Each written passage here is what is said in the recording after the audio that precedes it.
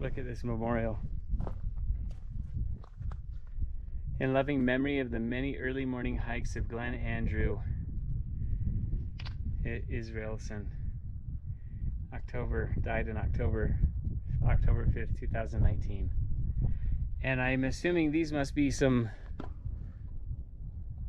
I don't know what that is. I don't know what that is. But it looks like there's a geocache down here, and I'm not going to open it. But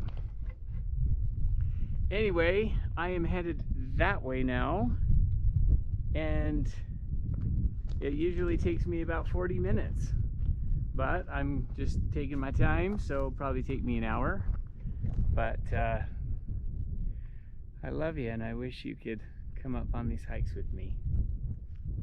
Anyways, I guess you kind of are in being able to see this. Next best thing, I guess.